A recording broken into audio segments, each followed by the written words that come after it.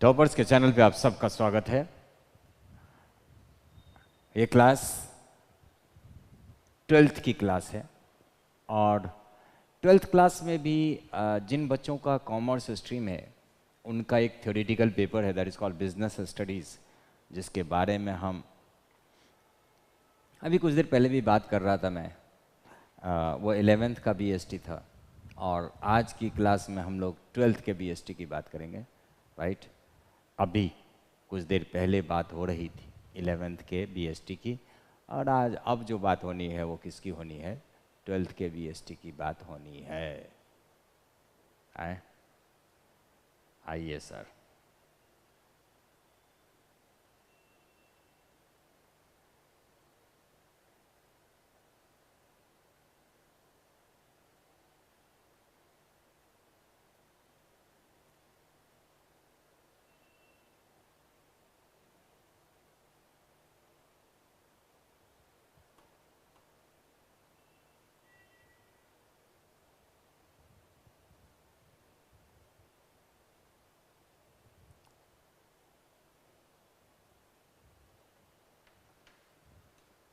आ जाइए।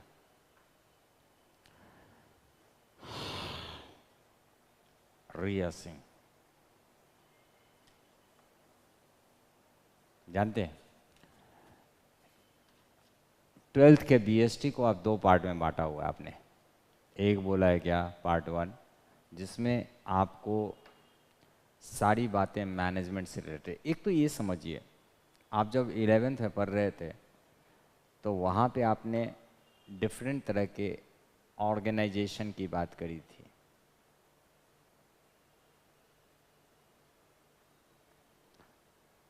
जब आप 12th में आते हो तो आप यहाँ पे मैनेजमेंट की बात करते हैं। मतलब बीएसटी के अंदर जो बातें हैं वो किससे है रिलेटेड? ऑर्गेनाइजेशन एंड मैनेजमेंट से रिलेटेड बातें हैं। जब आप ऑर्गेनाइजेशन की बात करते हैं तो you are talking about the syllabus of 11th। जब आप मैनेजमेंट की बात करते हैं तो you are talking about the syllabus of 12th। हमें खूब पता है सर कि बीएसटी की business studies as a subject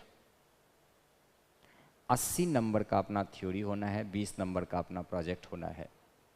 अच्छे रिलेशन रखिए बीएसटी के टीचर्स के साथ, इवन सारे टीचर्स के साथ, बिकॉज हर सब्जेक्ट में ये 20 नंबर उसी पर निर्भर करेगा कि आपके रिलेशन कितने अच्छे हैं टीचर्स से।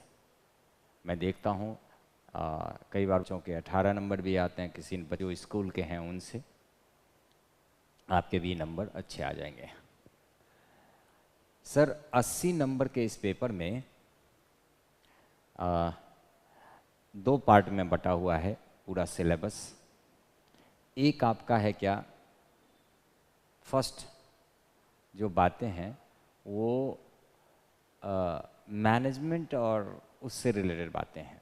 जैसे मैनेजमेंट होता क्या है, मैनेजमेंट के कैरेक्टरिस्टिक फीचर्स क्या क्या हैं, राइट। और मैनेजमेंट साइंस है या मैनेजमेंट आर्ट है या मैनेजमेंट प्रोफेशन है, इससे रिलेटेड बातें करते हैं। फिर फंक्शंस ऑफ मैनेजमेंट की बात होती है, planning, organising, staffing, directing, controlling. इनके ऊपर सेपरेट चैप्टर्स भी हैं। और जो दूसरा पार्ट है, पार्ट 1 में ही हो गया क्या क्या, nature and significance of management. दूसरा हो जाएगा प्रिंसिपल्स ऑफ मैनेजमेंट। दो प्रिंसिपल्स है, साइंटिफिक मैनेजमेंट थ्योरी और हेनरी फ्योल का एडमिनिस्ट्रेटिव मैनेजमेंट थ्योरी। फिर बिजनेस एनवायरनमेंट की बात होती है कि business activities cannot be done in A vacuum. आप जब भी बिजनेस करने जाओगे तो you come across with the environmental factors. और फिर प्लानिंग एक सेपरेट चैप्टर के रूप में आपको पढ़ना है, ऑर्गेनाइजिंग एक सेपरेट चैप्टर के रूप में चलना है। ऑर्गेनाइजिंग मेरे फेस टू फेस की क्लास में चल रही है, chapter number 5 that is organising. ये चैप्टर आपके फेस टू फेस क्लासेस जो टॉपर्स में होती है उसमें चल रहा है। फिर डायरेक्टिंग एक चैप्टर है। फिर डायरेक्टिंग के अंदर 3 छोटे छोटे और चैप्टर्स हैं, टॉपिक्स हैं, जैसे कम्युनिकेशन है, लीडरशिप है, मोटिवेशन है, राइट, सुपरविज़न है। फिर कंट्रोलिंग के एक चैप्टर है, बहुत ही अच्छा टॉपिक है कंट्रोलिंग, प्लानिंग और कंट्रोलिंग। प्लानिंग फर्स्ट फंक्शन होता है मैनेजमेंट का और कंट्रोलिंग आखिरी फंक्शन होता है मैनेजमेंट का। दोनों में रिलेशन क्या होता है उसके ऊपर भी क्वेश्चन आता है। मतलब कुल मिला करके सर ये बहुत ही इंटरेस्टिंग लाइन ऑफ स्टडी है, पहली बात। दूसरी बात, इसके अंदर if you want to score high in this particular paper, आपको ये पेपर हेल्प करता है। ये अच्छा पेपर है, थ्योरेटिकल पेपर है। आप जितना ज़्यादा पढ़ के जाते हैं उतना ज़्यादा नंबर आता है आपके। एक चीज़ बच्चों का कंसर्न रहता है कि पढ़ना किससे चाहिए, कौन सी किताब पढ़नी चाहिए कि हमें 100% मार्किंग हो जाए। सर 100% मार्किंग के लिए आपको NCERT की किताब पढ़नी चाहिए, और साथ में जब जनवरी का महीना आएगा या दिसंबर से ही हम लोग क्या करें, एक जो क्या बोलते हैं मॉडल टेस्ट पेपर होता है, MTP मॉडल टेस्ट पेपर होता है, मार्केट में मिलता है, वो ख़रीद लिया जाए और उसके बेसिस पर आप अपने नॉलेज और प्रेजेंटेशन और सब चीज़ का टेस्ट ले सकते हैं। तो दो चीज़ें आपको पढ़नी चाहिए। अभी जो जून का महीना चल रहा है तो इसमें आपको केवल टेक्स्ट बुक जितना ज़्यादा हो सके वो बढ़ाते जाएं, और आप एक बार नवंबर दिसंबर आ जाए तो उसके बाद नई चीज़ें नहीं पढ़नी चाहिए, उन्हीं चीज़ों को रिवाइज करना चाहिए। और रिवीजन के बाद आपको मॉडल टेस्ट पेपर मिलता है, 20-20 सेट का क्वेश्चन पेपर टाइप का होता है, वो मिल जाता है, मार्केट में मिल जाता है। किसी भी पब्लिकेशन का आप ले लें, उसमें कोई ये नहीं है कि फ़लाने पब्लिकेशन का ही होना चाहिए, जो चलता हो उस पब्लिकेशन का ख़रीद लीजिए, काम बन जाएगा। सर टेक्स्ट बुक जो है वो किसका पढ़ें, तो मैं हमेशा ही NCERT को ही प्रीफर करता हूँ, क्योंकि एक बार NCERT बच्चा अगर समझ ले, और समझ ही लेगा, क्योंकि ट्यूशन पढ़ा रहा है, मैं पढ़ा रहा हूँ, आप पढ़ रहे हैं, तो I am going to simplify the language of NCERT। और बच्चों के अंदर एक डेवलप अगर हो गया NCERT तो वो एक बहुत अच्छी आदत मानी जाएगी, क्योंकि आप चाहे ग्रेजुएशन करें, चाहे CA करें, चाहे CS करें, चाहे CWA करें, बच्चों को थ्योरी पेपर को इंटरप्रेट करने अगर आ गया तो इनका जो ग्रेजुएशन या 12वीं के बाद जो कुछ भी आप करेंगे उसमें आपको it will help you a lot. Sir जो BST में हम पढ़ने वाले हैं, 12th के BST में, वो सबसे पहले मैनेजमेंट की बात करेंगे, बेसिक बातें एकदम, जो NCERT के चैप्टर का सीक्वेंस है उसी चैप्टर में हम चलेंगे। 8 चैप्टर आपका यहाँ पे है फर्स्ट किताब में, पहली किताब में, जिसको आप कह सकते हैं क्या, ये पार्ट 1 है। और एक किताब और होती है जिसमें मार्केटिंग मैनेजमेंट और फाइनेंशियल मैनेजमेंट या बिजनेस फाइनेंस से रिलेटेड 2 चैप्टर है, वो 2 चैप्टर करके जाइए, और मार्केटिंग मैनेजमेंट के जो चैप्टर्स हैं वो करके जाइए, कहानी ख़त्म है ना। आज जो हम शुरू करने वाले हैं वो शुरू करने वाले हैं चैप्टर 1, मैनेजमेंट का चैप्टर 1, पार्ट 1 चैप्टर 1। आप कह सकते हैं मैनेजमेंट 12th, ये 11th वाली बात ख़त्म हो चुकी है आपकी ज़िंदगी में। अब आप मैनेजमेंट की बात कर रहे हैं, बिजनेस स्टडीज़ के अंदर मैनेजमेंट से रिलेटेड बात कर रहे हैं। पार्ट 1 में मैनेजमेंट के मीनिंग एंड नेचर के अलावा nature and significance of management, उसके बाद प्रिंसिपल्स ऑफ मैनेजमेंट और बिजनेस एनवायरनमेंट, ये 3 चैप्टर्स के अलावा आप चलते हैं किधर, functions of management, that is planning, organising, staffing, directing, controlling, ये 5 फंक्शंस ऑफ मैनेजमेंट हैं, उसको पढ़ते हैं। पार्ट B के अंदर, पार्ट 2 जो है, पार्ट 2 के अंदर आप फाइनेंशियल मैनेजमेंट और बिजनेस फाइनेंस से रिलेटेड बात करते हैं, और साथ में आप बात करते हैं मार्केटिंग मैनेजमेंट की। और एक छोटी सी बात उसमें जोड़ दी गई है, क्या वो मैं मानता हूँ कि मार्केटिंग मैनेजमेंट का ही एक हिस्सा है, that is what consumer protection act. Consumer protection एक चैप्टर के रूप में हम पढ़ते हैं। अक्सर प्रोजेक्ट भी जो आता है वो कंज्यूमर प्रोटेक्शन से ही रिलेट होता है, दैट इज़ देयर, वो तो आपके स्कूल का मसला है, आप स्कूल को फॉलो कर लीजिएगा वहाँ पे 20 नंबर के लिए। लेकिन इतना ज़रूर है कि आपको आपका संबंध बेहतर रहना चाहिए, you have to make a good relationship with your teachers of your school. Today we gonna start with what, management बोले तो बिजनेस स्टडीज़, और उसका पार्ट 1, और पार्ट 1 के अंदर chapter 1, what is that? Nature and significance of management. Nature and significance.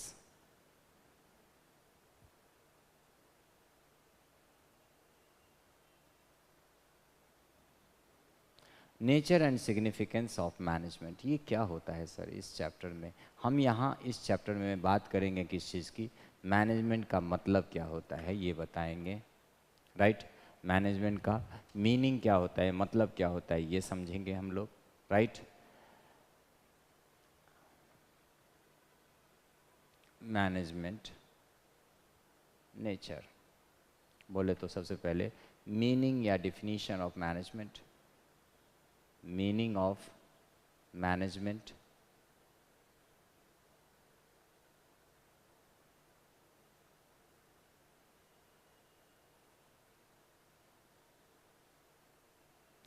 दूसरी बात यहाँ पे हम बात करेंगे कैरेक्टरिस्टिक्स ऑफ मैनेजमेंट।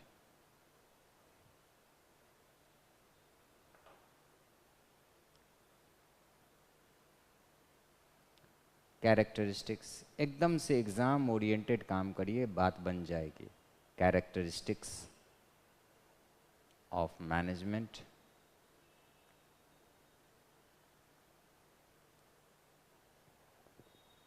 एक हो जाता है मैनेजमेंट का इम्पोर्टेंस क्या है ऑर्गेनाइजेशन के लिए, तो लाइफ ब्लड माना जाता है क्या चीज़? मैनेजमेंट।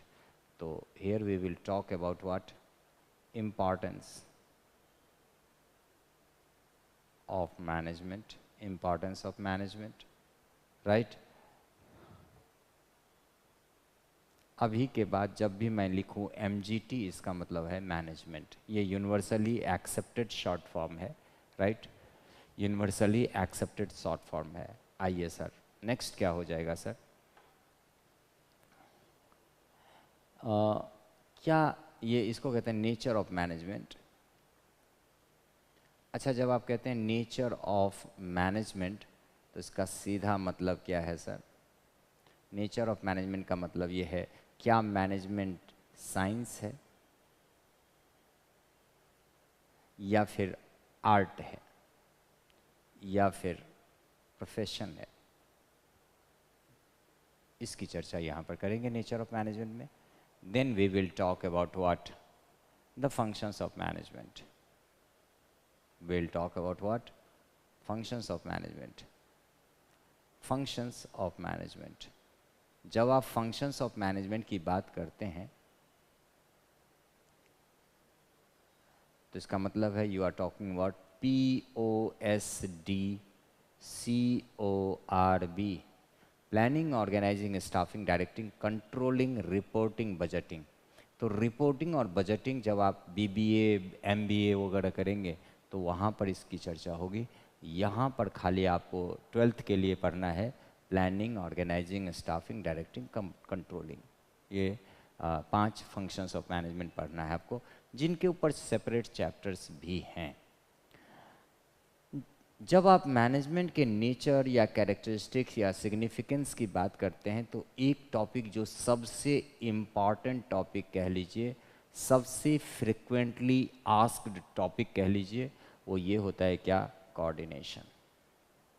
कोऑर्डिनेशन,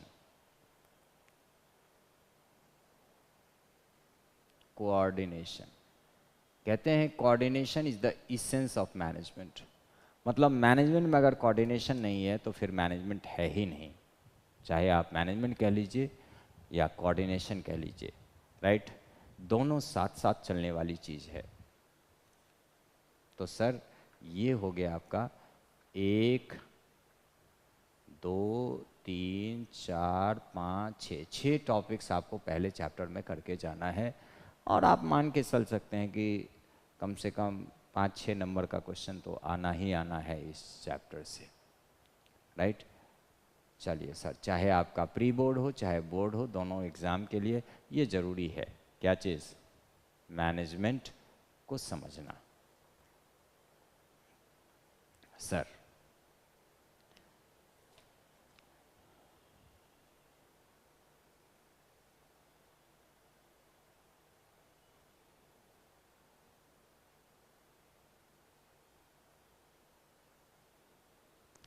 सबसे जो पॉपुलर कह लीजिए या फिर आप कह लीजिए सबसे कारगर डेफिनेशन, देखिएगा कोई भी किताब आप पढ़ रहे हो, डेफिनेशन जब मैनेजमेंट की डेफिनेशन की बात आती है तो ढेर सारे डेफिनेशंस आपको एक लाइन से मिल जाएगा।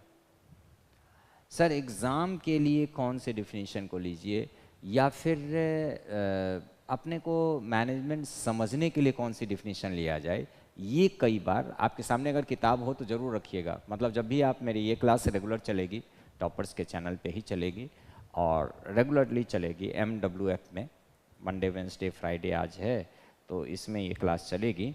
तो आप एक ज़रूर काम करिएगा, मेरे हिसाब से तो आपको NCERT की किताब खरीदनी चाहिए। और अगर NCERT की किताब मान लीजिए नहीं खरीद पाए, अवेलेबल नहीं था या कुछ भी रीज़न से, अगर NCERT की किताब नहीं भी है, कोई भी किताब हो आपको सामने रखनी चाहिए। हालांकि मैं पढ़ाऊँगा NCERT से, क्योंकि कश्मीर से लेकर के कन्याकुमारी तक NCERT जैसा बैकग्राउंड किसी का नहीं है, ऐसी लॉजिस्टिक किसी की नहीं है। मतलब मैं ये कहना चाह रहा हूँ कि NCERT की किताब कश्मीर से कन्याकुमारी तक अवेलेबल है। इसलिए ये भी एक रीज़न है why do I refer NCERT book. बाकी रीजंस के अलावा एक बहुत बड़ी प्रैक्टिकल रीज़न है why do I refer English and why do I refer what you say NCERT book is due to this reason.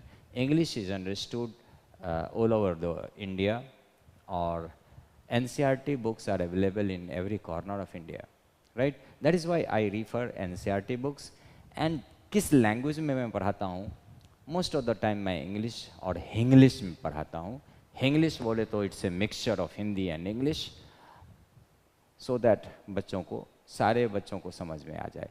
चाहे आप चेन्नई बैठे हों, चाहे आप उत्तर प्रदेश बैठे हों, चाहे आप बिहार बैठे हों, माने हिंदी बाहुल इलाके में बैठे हों, या ऐसे एरिया में बैठे हैं जहाँ हिंदी नहीं चलती है, उन बच्चों को भी इतनी हिंदी में बोलता हूँ, इतनी इंग्लिश उसमें मिक्स रहता है कि वो चेन्नई के बच्चों को भी समझ में आएगा, तमिलनाडु केरल के बच्चों को भी समझ में आएगा। तो सर दो बातों में क्लियर हो गया। पहली बात NCERT से पढ़नी है, दूसरी बात इंग्लिश में पढ़नी है। चलिए सर, मैनेजमेंट की जब आप किताब सामने अगर हो तो ज़रूर रखें, और चैप्टर नंबर 1 से शुरुआत आज आप करने जा रहे हैं। तो सबसे पहला काम, मैनेजमेंट को डिफाइन कैसे करें, राइट? सर एक मुझे रॉबर्ट टियरवेल्ली और M जेने न्यूपोर्ट, इनकी एक डिफिनीशन है। हालांकि एग्ज़ाम में आपसे ये नहीं पूछा जाता है कि फलाने राइटर ने कैसे मैनेजमेंट को डिफाइन किया है।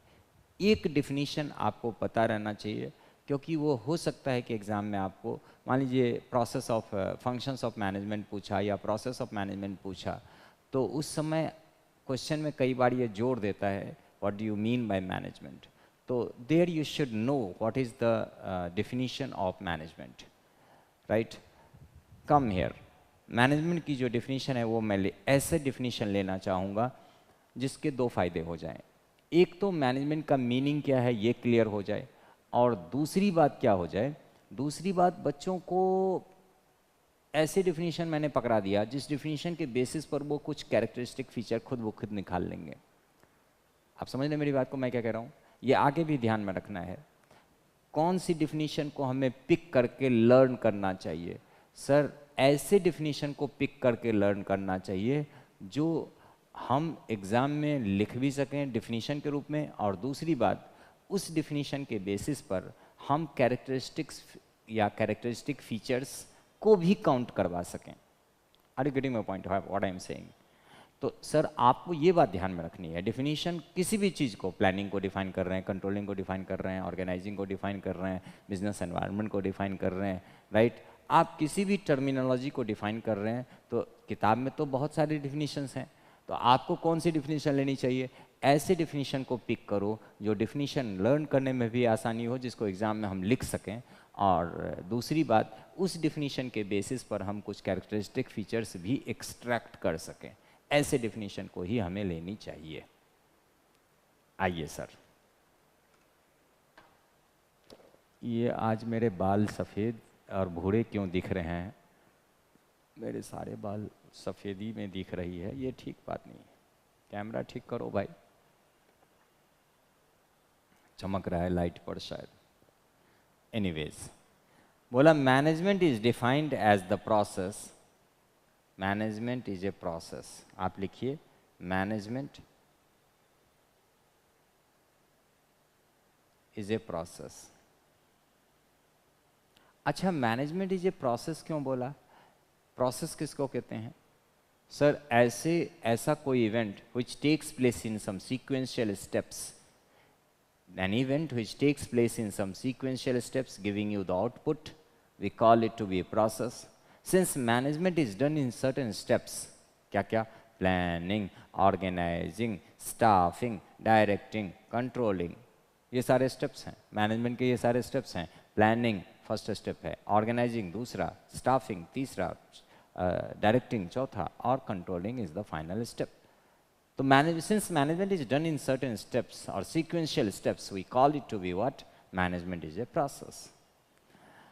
सर ये तो समझ में आ गया। Process of what? Process of planning,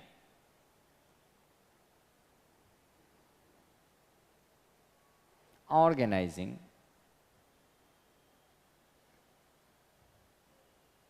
staffing,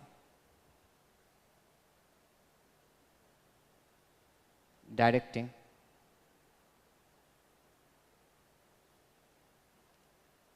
and controlling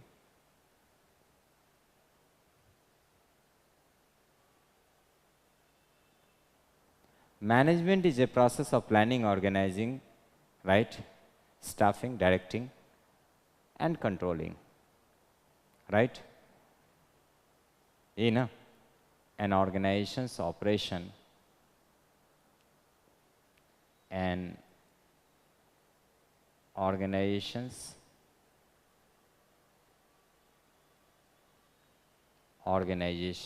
operations, कैसे काम हो रहा है वहाँ, operations कहलाते हैं। operations in order to achieve what? in order to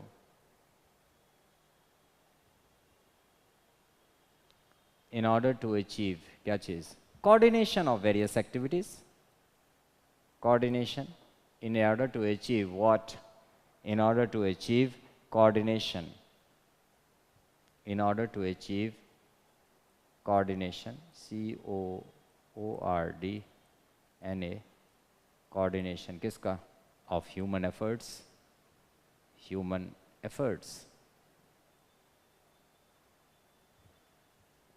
coordination of human efforts, right? and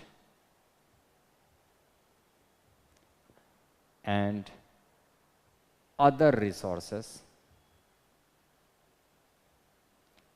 resources may be material, right?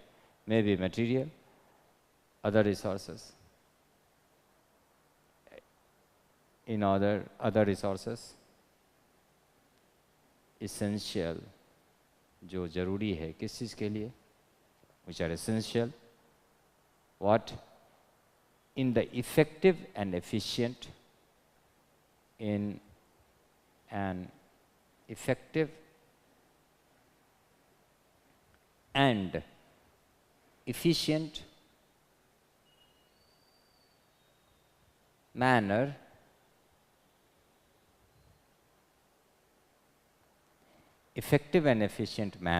for the attainment of objectives, for the attainment of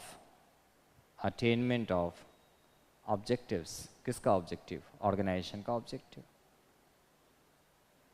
for the attainment of objectives. ये definition आपको exam तक carry करना चाहिए। Management is a process of planning, organizing, staffing, directing and controlling, right? An organization's operation in order to achieve coordination of human efforts and other resources essential in an effective and efficient manner for the attainment of organizational objectives. ये definition ये powerful definition है, ये बहुत ही powerful definition है। एक तो meaning को clear कर रहा है, मैनेजमेंट का क्या मतलब है इसको फिर क्लियर कर रहा है, और दूसरी बात मैनेजमेंट के कैरेक्टरिस्टिक फीचर्स को भी दर्शा रहा है। ये मैनेजमेंट के फीचर्स को भी आपको बता रहा है। लेकिन एक बात ज़रूर है, इस पूरे डिफिनीशन में एक बात जरूर आई, ये सर इफ़ेक्टिव एंड एफिशिएंट का क्या मतलब है, ये बात जरूर आई है। इफ़ेक्टिव एंड इफ़िशिएंट, ये दो वर्ड्स आपको ध्यान में रखना चाहिए। 3-4 बार सीबीएसई के एग्ज़ाम में हाल फिलहाल के दिन सालों में उन्होंने आपसे पूछा क्या चीज़, इफ़िशिएंट का क्या मतलब होता है और इफ़ेक्टिवनेस का क्या मतलब होता है, इफ़िशियंसी और इफ़ेक्टिवनेस का क्या मतलब है, राइट? ये इन्होंने पूछा आपसे। The two terms, what is that? पहले इफेक्टिवनेस, आप ये टॉपिक बना सकते हैं, कैसा टॉपिक होगा? इफेक्टिवनेस। ये क्वेश्चन पूछा हुआ क्वेश्चन है, comparison between effectiveness and efficiency. ये क्वेश्चन बेटा आपसे पूछा जा सकता है एग्जाम में। Efficiency, effectiveness and efficiency, a comparison.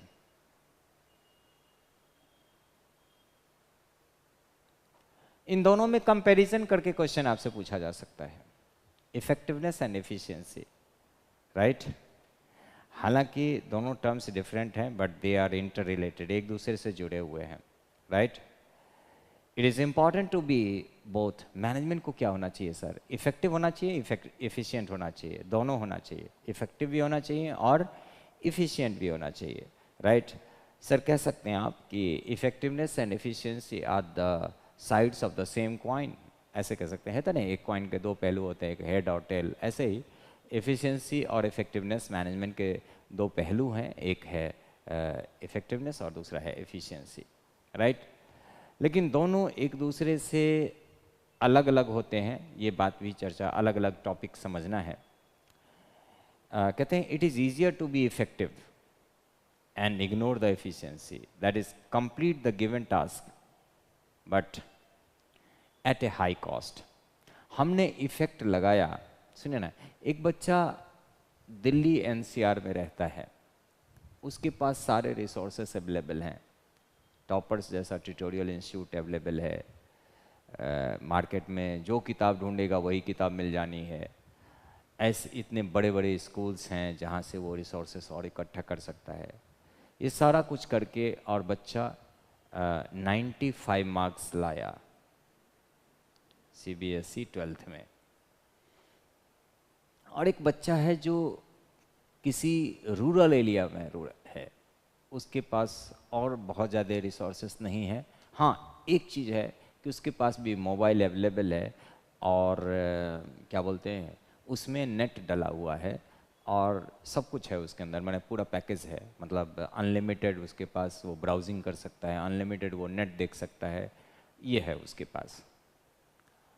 अब वो बच्चा घर पे रहता है, उसका लिविंग कॉस्ट क्या है? ज़ीरो है, माने कोई रेंटल नहीं है, घर पे रहता है, अपने घर पे रहता है, खाना मम्मी बनाती है घर में, खाता है और बड़े आराम से पढ़ाई करता है। सारे रिसोर्सेस, माने एक मोबाइल है खाली उसके पास और बाकी किताबें हैं, जो बेसिक किताबें मिल गई वो, हाँ मार्केट में जो मिल गई वो किताबें हैं उसके पास। और उसने भी एफर्ट लगाया और उसके भी 95 मार्क्स आए। एक बच्चा एनसीआर में रहता है, नेशनल कैपिटल टेरिटरी या एनसीआर रीजन कह सकते हैं उसको, दिल्ली या गाज़ियाबाद, नोएडा, फरीदाबाद एक्सेट्रा बड़े बड़े शहर में रहता है। जाहिर सी बात है उसके पेरेंट्स का खर्चा आता है उस पर, भाई कम से कम एक बच्चा दिल्ली एनसीआर में रहेगा तो 10,000 से कम क्या खर्चा करेगा महीने का। तो बच्चा 12वीं में दिल्ली एनसीआर में रहता है और 10,000 रुपये पर मंथ पेरेंट्स का खर्चा हो रहा है बच्चे के रहने, खाने, पढ़ने एक्सेट्रा में। कम से कम तो इतना लगता ही है, मुझे पता है, मैं भी अपने स्टूडेंट लाइफ से ही शहर को एंजॉय कर रहा हूँ तो मुझे भी पता है। दोनों बच्चे का 95% मार्क्स आया। जो बच्चा दिल्ली एनसीआर में था उसका भी 95% एग्रीगेट था, जो बच्चा रूरल एरिया में था उसका भी 95% नंबर आए। सर बताएं, इसमें आपसे ही अगर पूछा जाए कि बेटा इसमें जो दिल्ली एनसीआर में रह रहा है वो बच्चा इफ़ेक्टिव है, बोला बिल्कुल इफ़ेक्टिव है, भाई एफर्ट किया और 95% लाया। और जो रूरल इंडिया से बच्चा है, रूरल इलाके में रहता है, रूरल स्टूडेंट है और उसने भी सारे एफर्ट्स लगाए, ये बच्चा इफ़ेक्टिव भी है और साथ में इफ़िशियंसी भी है इसके अंदर, एफिशिएंट बच्चा भी है, हाँ या ना? यही कहोगे आप? बोलो बच्चे, कमेंट सेक्शन में ज़रूर कमेंट सेक्शन में कमेंट जरूर आते रहना चाहिए। मैं देख सकता हूँ कि कुछ कंकरेंट व्यूअर्स हैं, तो जो भी बच्चे हैं प्लीज़ कम से कम हाई हेलो तो बनता ही है मेरे साथ। दोनों में फ़र्क क्या है? एक बच्चा जो दिल्ली एनसीआर में रहा है, पेरेंट्स का लगभग 10,000 रुपये महीने का खर्च हुआ है और पढ़ाई उसने भी करी है, भाई पढ़ाई नहीं करी तो 95% कैसे आया? बहुत सीरियस पढ़ाई करी होगी वो, उसने 10,000 रुपये 12,000 रुपये महीने का खर्चा हुआ, दैट इज़ सेपरेट इशू हुआ, लेकिन भाई टारगेट उसका जो था वो भी अचीव तो हुआ ना। तो जो दिल्ली एनसीआर में बच्चा रहता है वो एफिशिएंट बच्चा नहीं है, वो इफ़ेक्टिव बच्चा है। और जो रूरल एरिया में रखता है, जो कम रिसोर्सेस लगाया पेरेंट्स का, जितना हो उसके मिनिमाइज्ड रिसोर्सेस लगाया और वो भी क्या है, वो भी टारगेट को अचीव किया। दोनों ही बच्चे टारगेट को अचीव किए हैं। एक बच्चा hardly cared about the resources, कोई मतलब नहीं बनता भाई, कुछ भी हो अपने को 95% आ जाना चाहिए। और ये सही भी है, बहुत हद तक सही भी है। मान लीजिए कोई बच्चा एफ्लुएंट घर से है तो उसमें उसकी कोई नेगेटिव बात थोड़े ना है, उसके पेरेंट्स अफोर्ड कर सकते हैं तो वो क्यों नहीं करेगा भाई, है ना? कहते हैं ना, पूत सपूत तो क्यों धन संचय, पूत सपूत तो क्यों धन संचय। अगर बच्चा पढ़ लिख लेगा तो पैसे रख करके क्या फ़ायदा है? बच्चा पढ़ लिख लिया, उस बच्चे को करियर बन गया तो खुशी की बात है ये। तो एफ्लुएंट घर में जन्म लेना, it's not a curse, certainly not, it's a blessing by the God. लेकिन वो बच्चा क्या, जो बच्चा रूरल इलाके में रह के भी अपनी पढ़ाई किया, ठीक है भाई, अब अपना पढ़ाई किया, अच्छी बात है, बढ़िया है, उसका नंबर आया, उसको भी मुबारक हो। लेकिन मैं ये कतई नहीं कहना चाहता हूँ कि जो बच्चा अच्छे पैसे वाले घर से है, ठीक ठाक पैसे वाले घर से है और वो दिल्ली एनसीआर को अफोर्ड कर रहा है, तो वो it's not a curse, it's a blessings by the God. उसको गॉड ने ब्लेसिंग्स दिया हुआ है तो उस घर में जन्म लिया, कोई बात नहीं। उसे टारगेट क्या है उसका, 95% आया ना, उसने रिसोर्सेस, ठीक है उसने रिसोर्सेस लगाए लेकिन आया ना। एक मैनेजर के अंदर भी दोनों बातें होनी जरूरी है। मैनेजर क्या होना चाहिए, एफिशिएंट भी होना चाहिए और इफेक्टिव भी होना चाहिए, इफेक्टिव भी होना चाहिए और एफिशिएंट भी होना चाहिए। टारगेट अचीव जरूर होना चाहिए, ठीक है रिसोर्सेस लगेगा, वो तो लगना ही है, लगना है तो लगना है। और एक मैनेजर एफिशिएंट भी होना चाहिए। कहता है कि मैनेजर को ध्यान में रखना चाहिए कि रिसोर्सेस जितना हो सके कम से कम रिसोर्सेस में ज़्यादा से ज़्यादा आपको क्या करना चाहिए, कम से कम रिसोर्सेस में ज़्यादा से ज़्यादा आउटपुट लेने की जो कला है उसको क्या बोलते हैं अपन, रिसोर्सेस बोलते हैं, right?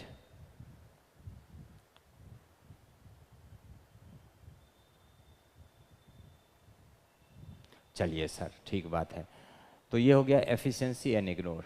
It is easier to be effective and ignore efficiency, that is complete the given task but at a high cost। ठीक बात है सर, मैंने आपको बहुत ही बढ़िया एग्जांपल से समझाया। To achieve this target manager has to operate on double shift और वॉट एवर, चाहे डबल शिफ्ट करिए, चाहे जितने भी रिसोर्सेस लगे वो लगाइए, लेकिन क्या होना चाहिए, टारगेट अचीव होना चाहिए, राइट? एफिशिएंट, कम रिसोर्सेस लगा करके ज़्यादा आउटपुट लिया तो ये क्या है, एफिशिएंसी है, right? Not effective, the goods did not reach the market, right? Sir, management to achieve the goal, management को गोल को अचीव करना चाहिए इफेक्टिवनेस के साथ, with minimum resources, that is efficiency, while maintaining a balance between effectiveness and efficiency. Usually high efficiency is associated with high effectiveness, right? आप काम करते हैं, टारगेट अचीव हो जाता है, टारगेट का अचीव हो जाता है, दूसरी बार करोगे तो कम रिसोर्सेस लग के टारगेट अचीव हो जाएगा, कर लेना, टारगेट अचीव हो जाएगा with minimum resources, that is efficiently as possible while maintaining a balance between effectiveness and efficiency। ये तो हो गया। But undue emphasis on high efficiency without being effective is also not desirable। Poor management is due to both efficiency and inefficiency and ineffectiveness and inefficiency। आपको ऐसा हो ही नहीं सकता है कि आप बगैर इफेक्टिव हुए एफिशिएंट हो जाएं। इफेक्टिवनेस तो इफेक्टिव तो होना ही चाहिए आपको, तभी जाकर के। मान लीजिए एक बार हमने काम किया, सुनो ना मेरी बात, 95% बच्चा लाया, अब यहाँ से बच्चा अगर मान लो सीए की पढ़ाई करना शुरू कर रहा है, कंटिन्यू करेगा, तो 95% अगर 12th में लाया है, वो कितना गिर जाएगा नीचे उसका परफॉर्मेंस। ठीक है, सीए की पढ़ाई बहुत ही टफ होती है, एट्सेट्रा एट्सेट्रा सुनने में आया है। वो कितना टफ है, कितना आसान है, ये आपको एक बार जब 12वीं का पेपर दे देना, तो एक बार सीए इंस्टीट्यूट के वेबसाइट पे चले जाना, वहाँ पर मटेरियल देख लेना, और उसके बाद डिसाइड करना कि ये वाकई टफ है या हुआ है। Is it a havoc created about the CA exams, or it is the reality that it is very tough? It is not very tough. हाँ, it requires consistency, that is there. It requires regularity of study, that is there. ये चलेगा। तो मान लो बच्चा CA करने आया, तो उसका परफॉर्मेंस 95% था 12th में, वो बच्चा कितना गिर जाएगा, उसका एफिशिएंसी कितनी गिर जाएगी? 95% था, 10% घट जाए, 20% घट जाए, 30% घट जाए, इससे ज़्यादा तो नहीं घटेगा ना। उसकी एक्यूरेसी 95% है इंग्लिश में, उसकी 95% अकाउंटेंसी में है, उसकी एक्यूरेसी 95% से ज़्यादा इकोनॉमिक्स में है, मैथमेटिक्स है, अगर विद मैथ है तो विद मैथमेटिक्स भी है। तो सर कहने का मतलब ये है कि उसका एफिशिएंसी कितना नीचे चला जाएगा?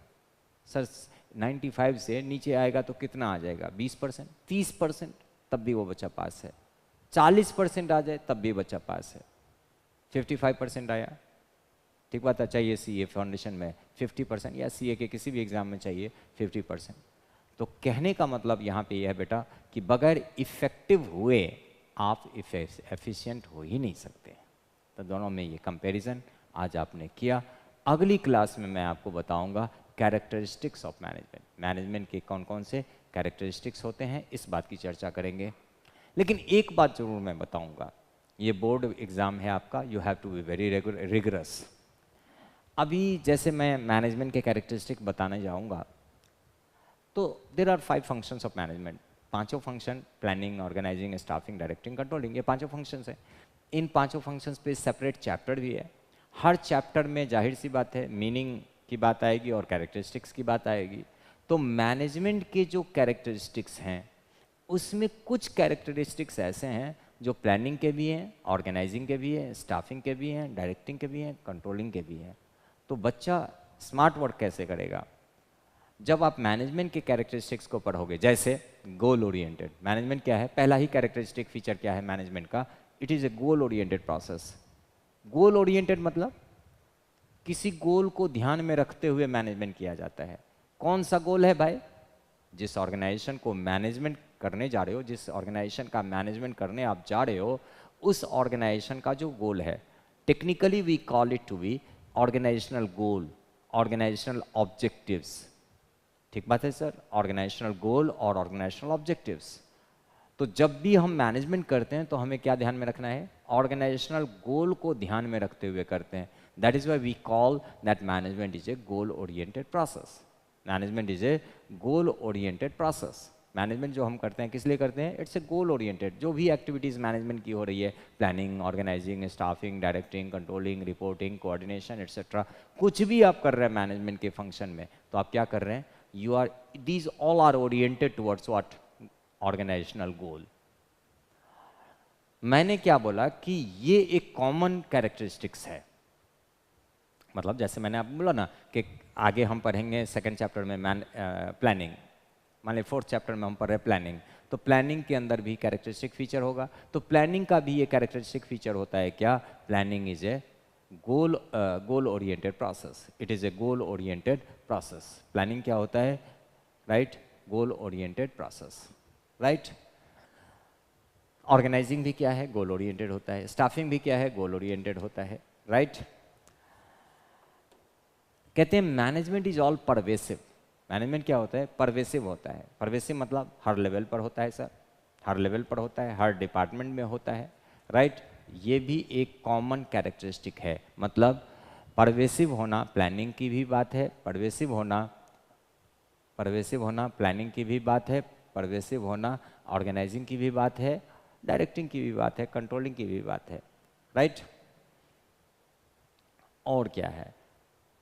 एक और बात होती है, it is a continuous process. Management क्या है? एक कंटिन्यूस प्रोसेस है। कंटिन्यूस प्रोसेस क्या है? मतलब जब तक ऑर्गेनाइजेशन चलेगा तब तक मैनेजमेंट होता रहेगा। मतलब it continues till organization exists. जब तक ऑर्गेनाइजेशन एग्जिस्ट करेगा तब तक मैनेजमेंट होता रहेगा। ठीक बात है सर? तो पहला क्या हो गया?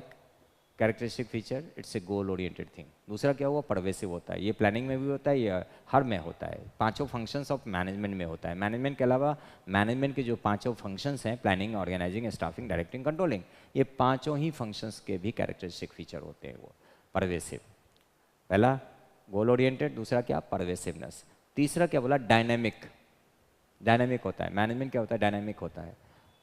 तो तीन हो गया। और चौथा हो जाता है कि कंटिन्यूस। ये कंटिन्यूस है, जब तक चलता रहेगा, जब तक ऑर्गेनाइजेशन है तब तक मैनेजमेंट होता रहेगा। जब तक ऑर्गेनाइजेशन है तब तक मैनेजमेंट होता रहेगा। जब तक मैनेजमेंट होगा तो प्लानिंग भी होगा, स्टाफिंग भी होगा, कंट्रोलिंग भी होगा। राइट? तो इतनी सारी बातें आज आपने करी है। और अगली क्लास में हम बात करेंगे किस चीज़ की? Sir, detailed characteristic features of management. Detailed characteristic features of management. तब तक के लिए एंजॉय करिए, लेकिन use maximum of your time. आपका 12वीं का बोर्ड है, राइट? ये क्लास लगातार चलती रहेगी। MWF में है मेरी क्लास, तो MWF में ही चलेगी। 5:30 बजे क्लास शुरू हो जाती है, तो आप भी 5:30 बजे ज्वाइन कर जाइए। राइट? जाइए। आज की मुलाकात बस इतनी।